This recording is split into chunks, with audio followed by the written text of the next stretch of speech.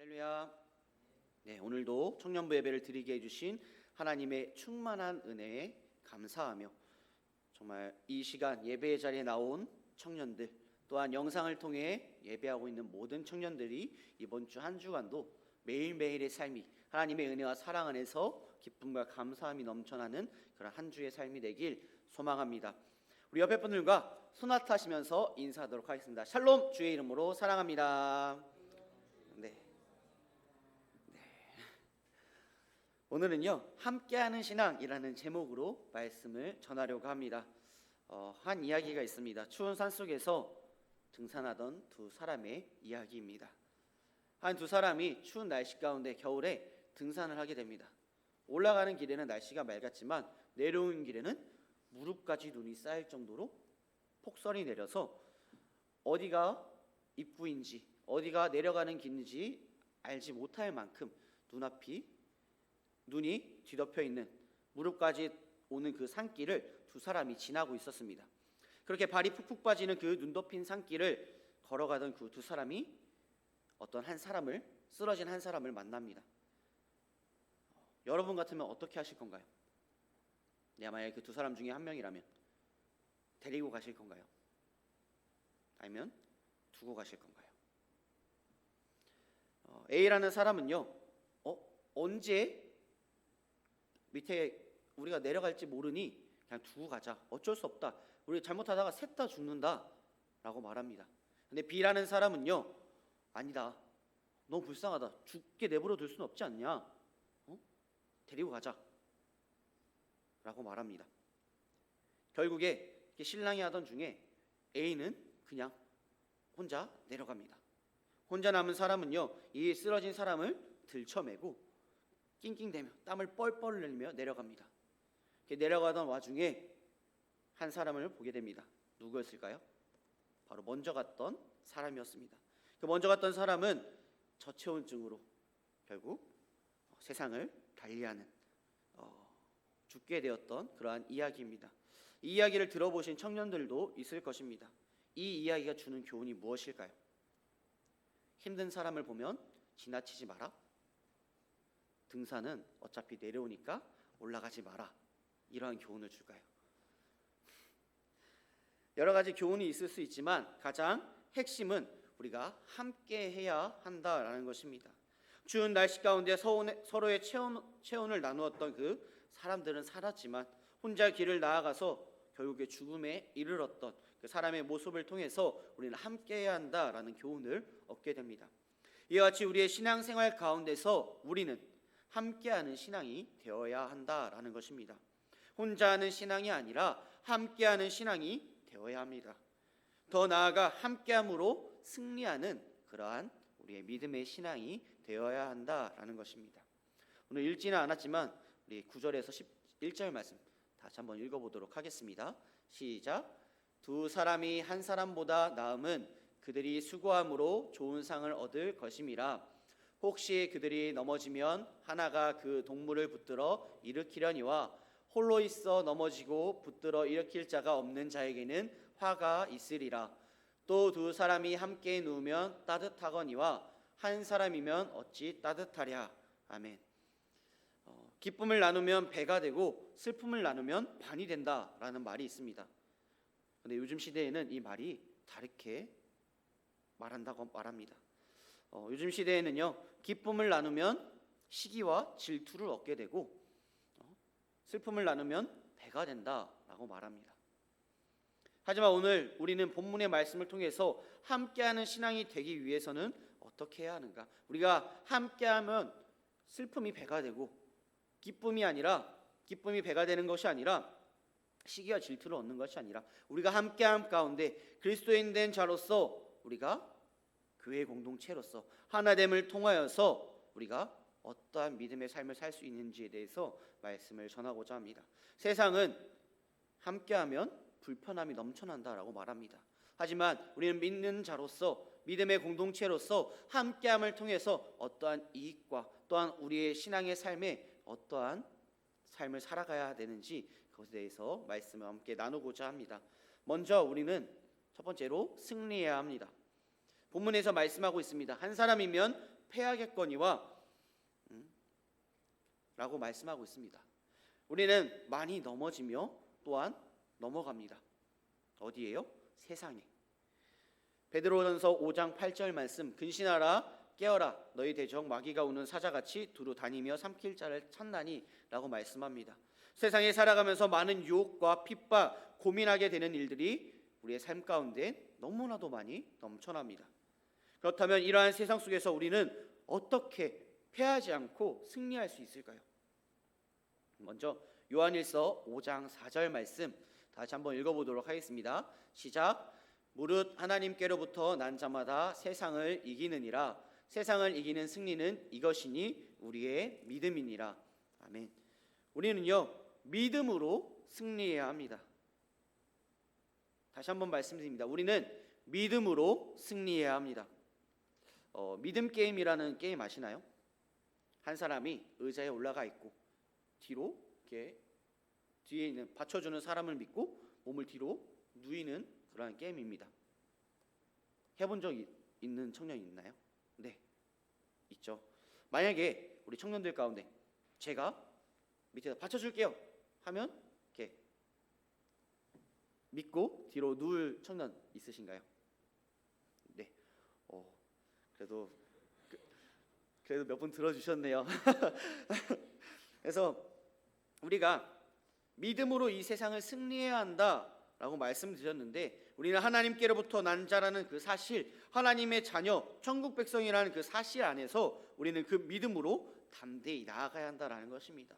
우리가 세상 가운데 믿음으로 승리해야 한다라는 것입니다. 살아가다 보면 많은 의심이 들 때가 많아요. 왜냐? 내 생각대로 되지 않고 내 뜻대로 되지 않고 정말 100% 이루어질, 아니요 200% 1000% 이루어질 그러한 일들이 나에게 이루어지지 않을 때, 왜 하필 나에게는 이러한 일들만 찾아오는지 답답한 그러한 일들 가운데 우리는 어떻게 승리해야 하는가? 마치 내가 패배자 같고 내가 실패한 것 같지만 그 가운데 내가 어떻게 승리하는 삶을 살아낼 수 있을까? 바로 주님을 믿고 그 믿음대로 의지하며 살아갈 때에 우리는 승리할 수 있다라는 것입니다. 우리 아까 방금 읽었던 전도서 9장 4장 9절에서 11절 말고도 전도서 9장 11절에서 12절 말씀에 보면요, 내가 다 해 아래에서 보니 빠른 경주자들이라고 선착하는 것이 아니며 용사들이라고 전쟁에 승리하는 것이 아니며 지혜자들이라고 음식물을 얻는 것도 아니며 명철자들이라고 재물을 얻는 것도 아니며 지식인들이라고 은총을 입는 것이 아니니 라고 말씀합니다. 그래서 세상의 모든 것은 하나님 손 안에 달려있다라고 말씀합니다. 모든 것이 하나님의 손 안에 있기에 우리는 승리하게 하시는 것도 하나님 손 안에 있음을 우리는 잊지 말고 우리의 삶의 주관자 되시며 우리의 삶의 인도자 되시는 하나님만을 의지함 가운데 승리하는 인생, 승리하는 신앙이 되어야 합니다. 어떻게 승리해야 할까요? 믿음으로 승리해야 합니다. 누구요? 누구를 믿으며? 하나님을 믿는 그 믿음 가운데 우리는 승리하는 우리의 삶이 되어야 합니다. 또한 우리의 구원자가 되시는 우리의 하나님을 믿음으로 우리는 승리를 얻었기에 승리를 주시는 하나님께 또한 감사하는 믿음의 삶을 살아야 합니다. 고린도전서 15장 57절 말씀 다시 한번 읽어보도록 하겠습니다. 시작. 우리 주 예수 그리스도로 말미암아 우리에게 승리를 주시는 하나님께 감사하노니. 아멘. 사망에서 이기신 예수 그리스도로 말미암아 우리를 승리하게 해주신 하나님께 감사해야 한다라고 말씀합니다. 사람은요 다 죽습니다. 사람은 언제 죽는다라고 생각하시나요? 맹독수프를 마셨을 때? 아니요. 우리는요 다 죽어요. 죽음에 이르며 살아갑니다. 우리의 인생 끝에는 죽음이 기다리고 있습니다. 헤르만 쉘더 하위스라는 그러한 사람은요, 우리는 항상 죽음을 향해 가고 있다라는 이 책에서 칼빈의 그러한 이야기를 말하고 있습니다. 칼빈은 죽음의 탈출구가 없으며 죽음이 끝이 아니다. 죽음을 향해 갈 때에 그것은 실상 참된 삶을 향해 가는 것이다라고 이 칼빈의 말을 인용하고 있고, 오웬과 백스터의 견해에서도 분명히 말하고 있습니다. 우리는 죽음으로 인해 심판이 기다리고 있지만 그러한 사망의 권세를 이기신 예수 그리스도로 말미암아 우리에게 승리를 얻게 하시는 하나님의 은혜에 감사해야 한다라는 것입니다.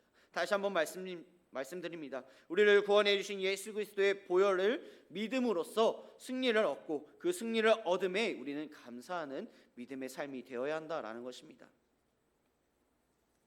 감사하는 삶을 살아가고 계신가요? 혹시 청년들 중에 감사 일기 쓰시는 분 계신가요? 네. 제가 롤이라는 게임을 해본 적이 있습니다. 다들 많이 해보셨을 텐데요. 거기서 저는 유민을 많이 해요. 네, 웃으시는 분들이 있는데 유민을 하면요 라면을 먹으면서 게임을 할 수가 있어요. 그래서 내가 열심히 하지 않아도 다른 사람이 열심히 하면, 다른 팀원들이 열심히 하면 우리 팀이 이길 수 있어요. 그리고 마지막에 이길 때 저는 말합니다. 서포 차이. 내가 잘해서 이겼다라고 말합니다. 모든 팀 게임에서 못하는 사람들이 꼭 하는 말이 있어요. 내가 잘해서 이김. 님들 못했음. 내가 잘해서 이김이라고 말합니다. 우리가 인생을 살아가면서 내가 잘해서, 내가 공부해서, 내가 돈 벌어서, 내가 노력해서 이렇게 잘 된 거야. 아니요. 우리가 이 세상을 승리할 수 있는 것은요, 우리가 이 세상을 살아갈 수 있는 것, 우리가 주님 앞에 나올 수 있는 것은요, 하나님의 은혜 안에 살아간다라는 사실입니다. 우리의 노력이 아니라 하나님께서 이끌어 가심에 우리는 가장 그 작은 티스푼 하나만큼의 노력이 들어감을 통해서 우리가 잘 된다라는 것입니다. 우리의 인생에서도 우리가 잘해서 세상을 승리하는 것이 아니라 승리하게 해주신 그 하나님의 은혜에 우리는 그것을 잊지 말고 그것을 누리며 감사함으로 나아가는 믿음의 삶이 되어야 합니다. 세상에 승리하고 승리하게 해주신 그 하나님을 의지해야 하는데 오늘 말씀에서는 혼자서는 승리할 수 없다라고 말씀하고 있습니다. 왜일까요? 혼자서는 세상의 많은 유혹과 핍박으로 인해 넘어지고 쓰러지기 때문입니다. 그렇기에 우리는 어떻게 해야 하는가? 바로 협력해야 합니다. 우리는 그리스도인 된 자, 하나님의 자녀된 자들, 천국 백성 된 자들로서 우리는 협력해야 합니다. 요한복음 15장 5절 말씀에 보면요, 나는 포도나무요 너희는 가지라. 그가 내 안에 내가 그 안에 거하면 사람이 열매를 많이 맺나니 나를 떠나서는 너희가 아무것도 할 수 없음이라. 이 말씀과 같이 우리는 하나 되었습니다. 예수님은 참 포도나무요 우리는 가지라 라고 말씀하고 있는 것과 같이 우리는 연합해야 됩니다. 혹시 포도나무에서 사과가 열리는 걸 보신 적 있으신가요? 없습니다. 우리는 예수님이라는 그 나무 안에 있는 가지입니다. 그렇기 때문에 우리는 한 마음 한 뜻으로 하나님의 마음, 예수 그리스도의 마음을 품은 채 협력하며 살아가야 한다라는 것입니다. 그렇다면 우리는 어떻게 협력할 수 있을까요?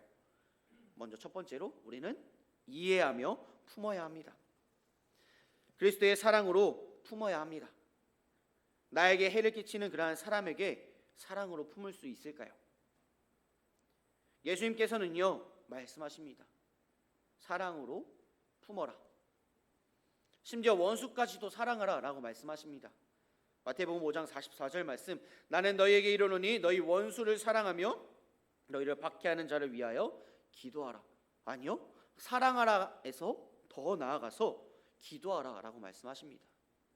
정말 나에게 피해를 주는 사람, 내가 정말 싫어하는 사람을 위해 기도할 수 있나요? 정말 어려워요.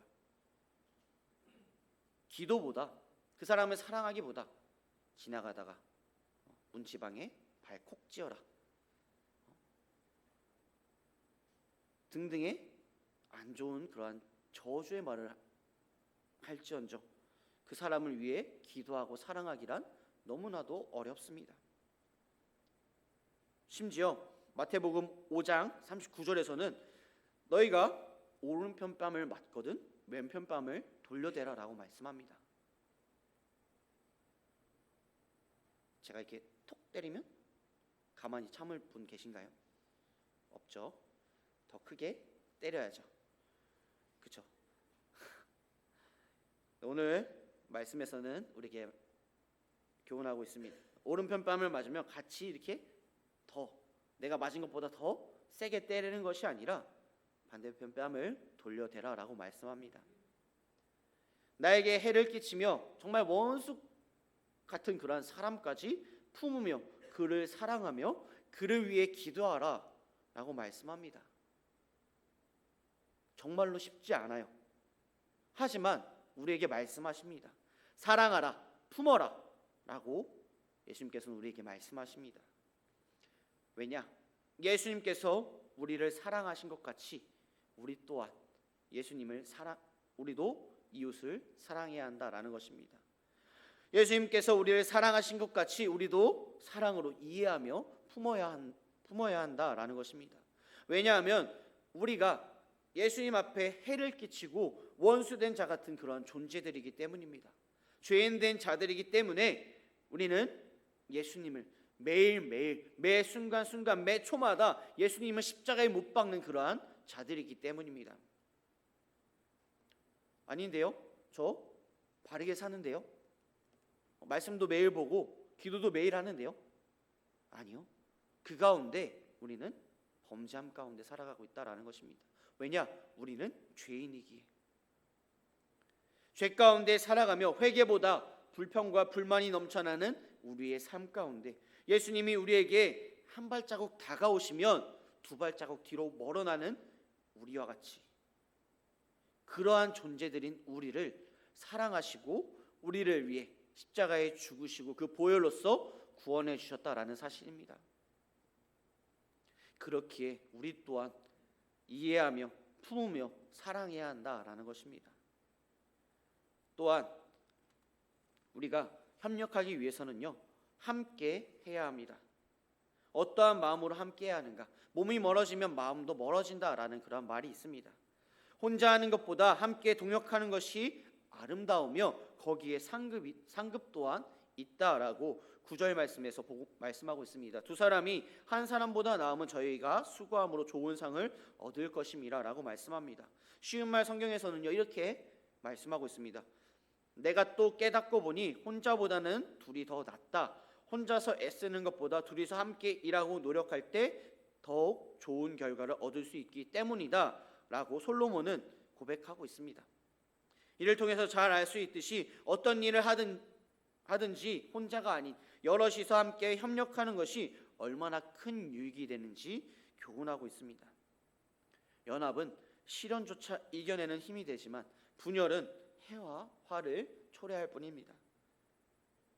4장 10절 말씀, 혹시 그들이 넘어지면 하나가 그 동물을 붙들어 일으키려니와 홀로 있어 넘어지고 붙들어 일으킬 자가 없는 자에게 화가 있으리라. 9절에 연합으로 인해 얻을 좋을 상과 대비해서 큰 화가 분열과 이기심에 대해서 말씀하고 있습니다. 누구나 허점이 있고 부족함이 많습니다. 누구나 다 완벽할 수는 없어요. 저처럼 잘생기고 똑똑하고 운동 잘하고 그럴 수는 없어요. 누구나 다 부족합니다. 그러한 부족함 가운데, 연약함 가운데, 우리는 실수함 가운데 넘어질 수 있는 그러한 자들입니다. 그렇게 우리는 부족한 부분들을 채워주며 함께 해야 한다라는 말씀입니다. 우리의 관계는요, 우리의 이 함께함은요, 마치 핵융합과도 같습니다. 핵융합이란 기존에 존재하는 가벼운 두 개의 원소가 서로 융합하면서 엄청난 에너지를 만들어내는 것으로 이 에너지를 추출하는 것이 바로 원자력 발전입니다. 하지만 이와 반대로 하나의 원자가 분열하면서 파괴적인 그런 에너지를 발산하게 되는 그런 원리도 있습니다. 이 과정이 바로 핵 분열이라고 합니다. 이를 통해서 우리가 살아가는 삶의 터전이 완전히 초토화시켜버릴 수 있는 그러한 핵폭탄이 생성됩니다. 우리도 마찬가지입니다. 서로 분열하고 비판과 비난 가운데 자신의 이익과 주장만 내세우면 결국에는 핵 분열의 원리로 생성된 그 원자폭탄처럼 큰 화를 초래할 뿐입니다. 서로 하나 되고 서로가 서로를 보듬어주며 서로를 의지하는 모습은요, 오히려 핵융합의 원리처럼 발전적인 그 에너지를 만들어내며 혼자서는 이룰 수 없는 일을 이루게 되는 큰 힘이 됩니다. 그렇기에 우리는 서로 협력하고 동역하고 하나 되기 위해 힘쓰는 우리의 삶이 되어야 합니다. 고린도전서 1장 10절 말씀 다시 한번 읽어보도록 하겠습니다. 형제들아, 내가 우리 주 예수 그리스도의 이름으로 너희를 권하노니 모두가 같은 말을 하고 너희 가운데 분쟁이 없이 같은 마음과 같은 뜻으로 온전히 합하라. 말씀을 정리하고자 합니다. 우리는 하나님의 사랑으로 함께 협력해 나아가는 믿음의 삶이 되어야 합니다. 로마서 8장 28절 말씀, 우리가 알거니와 하나님을 사랑하는 자 곧 그의 뜻대로 부르심을 입은 자들에게는 모든 것이 합력하여 선을 이루느니라 라고 말씀합니다. 서로를 위한 양보, 서로를 위한 이해, 서로를 위한 사랑, 자비, 긍휼, 아름답고 견고한 연합을 이루는 우리의 믿음의 삶이 되길 소망합니다. 그러할 때 우리 모두는 우리로 하나 되게 하신 그 그리스도 안에서 약하고 어두운 그 공중 권세를 지닌 대적 마귀와서도 맞서 싸우며 승리하는 그런 삶을 살 수 있는 것입니다. 함께함으로 승리하는 우리의 믿음의 삶이 되길 소망합니다. 다시 한번 말씀드립니다. 함께함을 통해서 우리에게 승리를 주시며 우리 함께 하시는 우리의 인도자 되시고 보호자 되시는 그 하나님을 의지함 가운데 하나님 앞에 감사하며 그 감사함 가운데 온전히 하나 되는 함께함으로써 귀한 뜻을 이루며 달려나아가는 우리의 믿음의 삶이 되길 소망합니다.